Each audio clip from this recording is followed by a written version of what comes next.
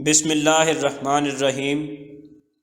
سید ابو العلا مودودی رحمۃ اللہ علیہ کی کتاب خطبات سے آج ہم جس خطبے کا مطالعہ کریں گے اس کا عنوان ہے نماز۔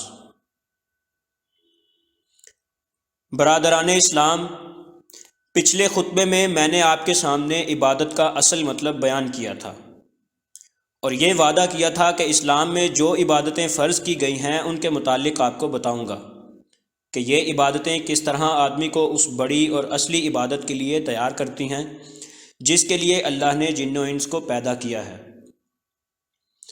اس سلسلے میں سب سے بڑی اور سب سے اہم چیز نماز ہے، اور آج کے خطبے میں صرف اسی کے متعلق آپ سے کچھ بیان کروں گا۔ عبادت کا وسیع مفہوم۔ یہ تو آپ کو معلوم ہو چکا ہے کہ عبادت دراصل بندگی کو کہتے ہیں، اور جب آپ خدا کے بندے ہی پیدا ہوئے ہیں تو آپ کسی وقت کسی حال میں بھی اس کی بندگی سے آزاد نہیں ہو سکتے۔ جس طرح آپ یہ نہیں کہہ سکتے کہ میں اتنے گھنٹے یا اتنے منٹوں کے لیے خدا کا بندہ ہوں اور باقی وقت میں اس کا بندہ نہیں ہوں، اسی طرح آپ یہ بھی نہیں کہہ سکتے کہ میں اتنا وقت خدا کی عبادت میں صرف کروں گا اور باقی اوقات میں مجھے آزادی ہے کہ جو چاہوں کروں۔ آپ تو خدا کے پیدائشی غلام ہیں، اس نے آپ کو بندگی ہی کے لیے پیدا کیا ہے، لہٰذا آپ کی ساری زندگی اس کی عبادت میں صرف ہونی چاہیے اور کبھی ایک لمحے کے لیے بھی آپ کو اس کی عبادت سے غافل نہ ہونا چاہیے۔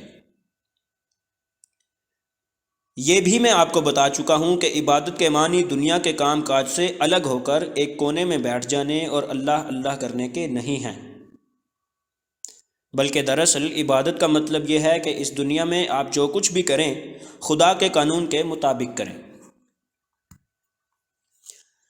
آپ کا سونا اور جاگنا، آپ کا کھانا اور پینا، آپ کا چلنا اور پھرنا، غرض سب کچھ خدا کے قانون کی پابندی میں ہو۔ آپ جب اپنے گھر میں بیوی بچوں، بھائی بہنوں اور عزیز رشتہ داروں کے پاس ہوں تو ان کے ساتھ اس طرح پیش آئیں جس طرح خدا نے حکم دیا ہے۔ جب اپنے دوستوں میں ہنسیں اور بولیں اس وقت بھی آپ کو خیال رہے کہ ہم خدا کی بندگی سے آزاد نہیں ہیں۔ جب آپ روزی کمانے کے لیے نکلیں اور لوگوں سے لین دین کریں اس وقت بھی ایک ایک بات اور ایک ایک کام میں خدا کے احکام کا خیال رکھیں اور کبھی اس حد سے نہ بڑھیں جو خدا نے مقرر کر دی ہے۔ جب آپ رات کے اندھیرے میں ہوں اور کوئی گناہ اس طرح کر سکتے ہوں کہ دنیا میں کوئی آپ کو دیکھنے والا نہ ہو، اس وقت بھی آپ کو یاد رہے کہ خدا آپ کو دیکھ رہا ہے اور ڈرنے کے لائق وہ ہے نہ کہ دنیا کے لوگ۔ جب آپ جنگل میں تنہا جا رہے ہوں اور وہاں کوئی جرم اس طرح کر سکتے ہوں کہ کسی پولیس مین اور کسی گواہ کا کھٹکا نہ ہو، اس وقت بھی آپ خدا کو یاد کر کے ڈر جائیں اور جرم سے باز رہیں۔ جب آپ جھوٹ اور بے ایمانی اور ظلم سے بہت سا فائدہ حاصل کر سکتے ہوں اور کوئی آپ کو روکنے والا نہ ہو، اس وقت بھی آپ خدا سے ڈریں اور اس فائدے کو اس لیے چھوڑ دیں کہ خدا اس سے ناراض ہوگا، اور جب سچائی اور ایمانداری میں سراسر آپ کو نقصان پہنچ رہا ہو اس وقت بھی آپ نقصان اٹھانا قبول کر لیں صرف اس لیے کہ خدا اس سے خوش ہوگا۔ پس دنیا کو چھوڑ کر کونوں اور گوشوں میں جا بیٹھنا اور تسبیح ہلانا عبادت نہیں ہے، بلکہ دنیا کے دھندوں میں پھنس کر خدا کے قانون کی پابندی کرنا عبادت ہے۔ ذکر الہی کا مطلب یہ نہیں ہے کہ زبان پر اللہ اللہ جاری ہو، بلکہ اصل ذکر الہی یہ ہے کہ دنیا کے جھگڑوں اور بکھیڑوں میں پھنس کر بھی تمہیں ہر وقت خدا یاد رہے۔ جو چیزیں خدا سے غافل کرنے والی ہیں ان میں مشغول ہو اور پھر خدا سے غافل نہ ہو۔ دنیا کی زندگی میں جہاں خدائی قانون کو توڑنے کے بے شمار مواقع بڑے بڑے فائدوں کے لالچ اور نقصان کا خوف لیے ہوئے آتے ہیں، وہاں خدا کو یاد کرو اور اس کے قانون کی پیروی پر قائم رہو۔ یہ ہے اصل یاد خدا، اس کا نام ہے ذکر الہی۔ اسی ذکر کی طرف قرآن مجید میں اشارہ کیا گیا ہے کہ یعنی جب نماز ختم ہو جائے تو زمین میں پھیل جاؤ، خدا کے فضل یعنی رزق حلال کی تلاش میں دوڑ دھوپ کرو اور خدا کو کثرت سے یاد کرو تاکہ تمہیں فلاح نصیب ہو۔ نماز کے فوائد۔ عبادت کا یہ مطلب ذہن میں رکھیے اور غور کیجئے کہ اتنی بڑی عبادت انجام دینے کے لیے کن چیزوں کی ضرورت ہے اور نماز کس طرح وہ سب چیزیں انسان میں پیدا کرتی ہے۔ نمبر 1، احساس بندگی۔ سب سے پہلے تو اس بات کی ضرورت ہے کہ آپ کو بار بار یہ یاد دلایا جاتا رہے کہ آپ خدا کے بندے ہیں اور اسی کی بندگی آپ کو ہر وقت ہر کام میں کرنی ہے۔ یہ یاد دلانے کی ضرورت اس لیے ہے کہ ایک شیطان آدمی کے نفس میں بیٹھا ہوا ہے جو ہر وقت کہتا رہتا ہے کہ تو میرا بندہ ہے، اور لاکھوں کروڑوں شیطان ہر طرف دنیا میں پھیلے ہوئے ہیں اور ان میں سے ہر ایک یہی کہہ رہا ہے کہ تو میرا بندہ ہے۔ ان شیطانوں کا طلسم اس وقت تک نہیں ٹوٹ سکتا جب تک انسان کو دن میں کئی بار یہ یاد نہ دلایا جائے کہ تو کسی کا بندہ نہیں، تو صرف خدا کا بندہ ہے۔ یہی کام نماز کرتی ہے۔ صبح اٹھتے ہی سب کاموں سے پہلے وہ آپ کو یہی بات یاد دلاتی ہے۔ پھر جب آپ دن کو اپنے کام کاج میں مشغول ہوتے ہیں، اس وقت پھر 3 مرتبہ اسی یاد کو تازہ کرتی ہے، اور جب آپ رات کو سونے کے لیے جاتے ہیں تو آخری بار اسی کا اعادہ کرتی ہے۔ یہ نماز کا پہلا فائدہ ہے، اور قرآن میں اسی بنا پر نماز کو ذکر سے تعبیر کیا ہے، یعنی یہ خدا کی یاد ہے۔ نمبر 2، فرض شناسی۔ پھر چونکہ آپ کو اس زندگی میں ہر قدم پر خدا کے احکام بجا لانے ہیں، اس لیے یہ بھی ضروری ہے کہ آپ میں اپنا فرض پہچاننے کی صفت پیدا ہو، اور اس کے ساتھ آپ کو اپنا فرض مستعدی سے انجام دینے کی بھی عادت ہو۔ جو شخص یہ جانتا ہی نہ ہو کہ فرض کے معنی کیا ہے، وہ تو کبھی احکام کی اطاعت کر ہی نہیں سکتا، اور جو شخص فرض کے معنی تو جانتا ہو مگر اس کی تربیت اتنی خراب ہو کہ فرض کو فرض جاننے کے باوجود اسے ادا کرنے کی پرواہ نہ کرے، اس سے کبھی یہ امید نہیں کی جا سکتی کہ رات دن کے 24 گھنٹوں میں جو ہزاروں احکام اسے دیے جائیں گے ان کو مستعدی کے ساتھ انجام دے گا۔ نمبر 3، مشق اطاعت۔ جن لوگوں کو فوج یا پولیس میں ملازمت کرنے کا اتفاق ہوا ہے وہ جانتے ہیں کہ ان دونوں ملازمتوں میں ڈیوٹی کو سمجھنے اور اسے ادا کرنے کی مشق کس طرح کرائی جاتی ہے۔ رات دن میں کئی بار بگل بجایا جاتا ہے، سپاہیوں کو ایک جگہ حاضر ہونے کا حکم دیا جاتا ہے اور ان سے قواعد کرائی جاتی ہے۔ یہ سب اس لیے ہے کہ ان کو حکم بجا لانے کی عادت ہو، اور ان میں سے جو لوگ ایسے سست اور نالائق ہوں کہ بگل کی آواز سن کر بھی گھر بیٹھے رہیں یا قواعد میں حکم کے مطابق حرکت نہ کریں، انہیں پہلے ہی ناکارہ سمجھ کر ملازمت سے الگ کر دیا جائے۔ بس اسی طرح نماز بھی دن میں 5 وقت بگل بجاتی ہے تاکہ اللہ کے سپاہی اس کو سن کر ہر طرف سے دوڑے چلے آئیں اور ثابت کریں کہ وہ اللہ کے احکام کو ماننے کے لیے مستعد ہیں۔ جو مسلمان اس بگل کو سن کر بھی بیٹھا رہتا ہے اور اپنی جگہ سے نہیں ہلتا، وہ دراصل یہ ثابت کرتا ہے کہ وہ یا تو فرض کو پہچانتا ہی نہیں، یا اگر پہچانتا ہے تو وہ اتنا نالائق اور ناکارہ ہے کہ خدا کی فوج میں رہنے کے قابل نہیں۔ اسی بنا پر نبی کریم صلی اللہ علیہ وآلہ وسلم نے فرمایا کہ جو لوگ اذان کی آواز سن کر اپنے گھروں سے نہیں نکلتے، میرا جی چاہتا ہے کہ جا کر ان کے گھروں میں آگ لگا دوں۔ اور یہی وجہ ہے کہ حدیث میں نماز کو کفر اور اسلام کے درمیان وجہ تمیز قرار دیا گیا ہے۔ عہد رسالت اور عہد صحابہ میں کوئی ایسا شخص مسلمان ہی نہ سمجھا جاتا تھا جو نماز کے لیے جماعت میں حاضر نہ ہوتا ہو، حتیٰ کہ منافقین بھی جنہیں اس امر کی ضرورت ہوتی تھی کہ ان کو مسلمان سمجھا جائے، اس امر پر مجبور ہوتے تھے کہ نماز با جماعت میں شریک ہوں۔ چنانچہ قرآن میں جس چیز پر منافقین کو ملامت کی گئی ہے وہ یہ نہیں کہ وہ نماز نہیں پڑھتے، بلکہ یہ ہے کہ بادل ناخواستہ نہایت بددلی کے ساتھ نماز کے لیے اٹھتے ہیں۔ اس سے معلوم ہوا کہ اسلام میں کسی ایسے شخص کے مسلمان سمجھے جانے کی گنجائش نہیں ہے جو نماز نہ پڑھتا ہو، اس لیے کہ اسلام محض ایک اعتقادی چیز نہیں ہے بلکہ عملی چیز ہے، اور عملی چیز بھی ایسی کہ زندگی میں ہر وقت ہر لمحہ ایک مسلمان کو اسلام پر عمل کرنے اور کفر و فسق سے لڑنے کی ضرورت ہے۔ ایسی زبردست عملی زندگی کے لیے لازم ہے کہ مسلمان خدا کے احکام بجا لانے کے لیے ہر وقت مستعد ہو۔ جو شخص اس قسم کی مستعدی نہیں رکھتا وہ اسلام کے لیے قطعاً ناکارہ ہے۔ اسی لیے دن میں 5 وقت نماز فرض کی گئی تاکہ جو لوگ مسلمان ہونے کے مدعی ہیں ان کا بار بار امتحان لیا جاتا رہے کہ وہ فی الواقع مسلمان ہیں یا نہیں، اور فی الواقع اس عملی زندگی میں خدا کے احکام بجا لانے کے لیے مستعد ہیں یا نہیں۔ اگر وہ خدائی پریڈ کا بگل سن کر جنبش نہیں کرتے تو صاف معلوم ہو جاتا ہے کہ وہ اسلام کی عملی زندگی کے لیے تیار نہیں ہیں۔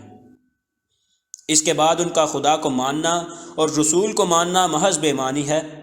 اسی بنا پر قرآن میں ارشاد ہوا ہے کہ بے شک نماز گراں ہے مگر ان لوگوں پر جو عجز کرنے والے ہیں، یعنی جو لوگ خدا کی اطاعت و بندگی کے لیے تیار نہیں ہیں، صرف انہی پر نماز گراں گزرتی ہے، اور جس پر نماز گراں گزرے وہ خود اس بات کا ثبوت پیش کرتا ہے کہ وہ خدا کی اطاعت و بندگی کے لیے تیار نہیں ہے۔ نمبر 4، خدا کا خوف پیدا کرنا۔ چوتھی چیز خدا کا خوف ہے جس کے ہر آن دل میں تازہ رہنے کی ضرورت ہے۔ مسلمان اسلام کے مطابق عمل کر ہی نہیں سکتا جب تک اسے یہ یقین نہ ہو کہ خدا ہر وقت ہر جگہ اسے دیکھ رہا ہے، اس کی ہر حرکت کا خدا کو علم ہے۔ خدا اندھیرے میں بھی اس کو دیکھتا ہے، خدا تنہائی میں بھی اس کے ساتھ ہے۔ تمام دنیا سے چھپ جانا ممکن ہے مگر خدا سے چھپنا ممکن نہیں ہے۔ تمام دنیا کی سزاؤں سے آدمی بچ سکتا ہے مگر خدا کی سزا سے بچنا غیر ممکن ہے۔ یہی یقین آدمی کو خدا کے احکام کی خلاف ورزی سے روکتا ہے۔ اسی یقین کے زور سے وہ حلال اور حرام کی ان حدود کا لحاظ رکھنے پر مجبور ہوتا ہے جو اللہ نے زندگی کے معاملات میں قائم کی ہیں۔ اگر یہ یقین کمزور ہو جائے تو مسلمان صحیح معنوں میں مسلمان کی طرح زندگی بسر کر ہی نہیں سکتا۔ اسی لیے اللہ نے دن میں 5 وقت کی نماز فرض کی ہے تاکہ وہ اس یقین کو دل میں بار بار مضبوط کرتی رہے۔ چنانچہ قرآن میں خود اللہ ہی نے نماز کی اس مصلحت کو بیان کر دیا کہ نماز وہ چیز ہے جو انسان کو بدی اور بے حیائی سے روکتی ہے۔ اس کی وجہ آپ غور کر کے خود سمجھ سکتے ہیں۔ مثلاً آپ نماز کے لیے پاک ہو کر اور وضو کر کے آتے ہیں۔ اگر آپ ناپاک ہوں اور غسل کیے بغیر آ جائیں، یا آپ کے کپڑے ناپاک ہوں اور انہی کو پہنے ہوئے آ جائیں، یا آپ کا وضو نہ ہو اور آپ یہ کہہ دیں کہ میں وضو کر کے آیا ہوں، تو دنیا میں کون آپ کو پکڑ سکتا ہے؟ لیکن آپ ایسا نہیں کرتے۔ کیوں؟ اس لیے کہ آپ کو یقین ہے کہ خدا سے یہ گناہ چھپ نہیں سکتا۔ اسی طرح نماز میں جو چیزیں آہستہ پڑھی جاتی ہیں اگر ان کو آپ نہ پڑھیں تو کسی کو خبر نہیں ہو سکتی، مگر آپ کبھی ایسا نہیں کرتے۔ یہ کس لیے؟ اسی لیے کہ آپ کو یقین ہے کہ خدا سب کچھ سن رہا ہے اور آپ کی شہ رگ سے بھی زیادہ قریب ہے۔ اسی طرح آپ جنگل میں بھی نماز پڑھتے ہیں، اپنے گھر میں جب تنہا ہوتے ہیں اس وقت بھی نماز پڑھتے ہیں، حالانکہ کوئی آپ کو دیکھنے والا نہیں ہوتا اور کسی کو یہ معلوم نہیں ہوتا کہ آپ نے نماز پڑھی یا نہیں۔ اس کی وجہ کیا ہے؟ یہی کہ آپ چھپ کر بھی خدا کے حکم کی خلاف ورزی کرنے سے ڈرتے ہیں، اور آپ کو یقین ہے کہ خدا سے کسی جرم کو چھپانا ممکن نہیں۔ اس سے آپ اندازہ لگا سکتے ہیں کہ نماز کس طرح خدا کا خوف اور اس کے حاضر و ناظر اور علیم و خبیر ہونے کا یقین آدمی کے دل میں بٹھاتی اور تازہ کرتی رہتی ہے۔ رات دن کے 24 گھنٹوں میں آپ ہر وقت خدا کی عبادت اور بندگی کیسے کر سکتے ہیں جب تک کہ یہ یقین اور خوف آپ کے دل میں تازہ نہ ہوتا رہے؟ اگر اس چیز سے آپ کا دل خالی ہو تو کیوں کر ممکن ہے کہ رات دن جو ہزاروں معاملات آپ کو دنیا میں پیش آتے ہیں ان میں آپ خدا سے ڈر کر نیکی پر قائم رہیں گے اور بدی سے بچیں گے؟ نمبر 5، قانون الہی سے واقفیت۔ 5ویں چیز جو عبادت الہی کے لیے نہایت ضروری ہے وہ یہ ہے کہ آپ خدا کے قانون سے واقف ہوں۔ اس لیے کہ اگر آپ کو قانون کا علم ہی نہ ہو تو آپ اس کی پابندی کیسے کر سکتے ہیں؟ یہ کام بھی نماز انجام دیتی ہے۔ نماز میں قرآن جو پڑھا جاتا ہے یہ اسی لیے ہے کہ روزانہ آپ خدا کے احکام اور اس کے قانون سے واقف ہوتے رہیں۔ جمعے کا خطبہ بھی اسی لیے ہے کہ آپ کو اسلام کی تعلیم سے واقفیت ہو۔ نماز باجماعت اور جمعہ سے ایک فائدہ یہ بھی ہے کہ عالم اور عام آدمی بار بار ایک جگہ جمع ہوتے رہیں اور لوگوں کو ہمیشہ خدا کے احکام سے واقف ہونے کا موقع ملتا رہے۔ اب یہ آپ کی بدقسمتی ہے کہ آپ نماز میں جو کچھ پڑھتے ہیں اس سے واقف ہونے کی کوشش نہیں کرتے۔ آپ کو جمعہ کے خطبے بھی ایسے سنائے جاتے ہیں جن سے آپ کو اسلام کا کوئی علم حاصل نہیں ہوتا، اور نماز کی جماعتوں میں آ کر نہ آپ کے عالم اپنے جاہل بھائیوں کو کچھ سکھاتے ہیں اور نہ جاہل اپنے بھائیوں سے کچھ پوچھتے ہیں۔ نماز تو آپ کو ان سب فائدوں کا موقع دیتی ہے، آپ خود فائدہ نہ اٹھائیں تو نماز کا کیا قصور؟ نمبر 6، اجتماعیت کی مشق۔ چھٹی چیز یہ ہے کہ ہر مسلمان زندگی کے اس ہنگامے میں اکیلا نہ ہو، بلکہ سب مسلمان مل کر ایک مضبوط جماعت بنے اور خدا کی عبادت یعنی اس کے احکام کی پابندی کرنے اور اس کے قانون پر عمل کرنے اور اس کے قانون کو دنیا میں جاری کرنے کے لیے ایک دوسرے کی مدد کریں۔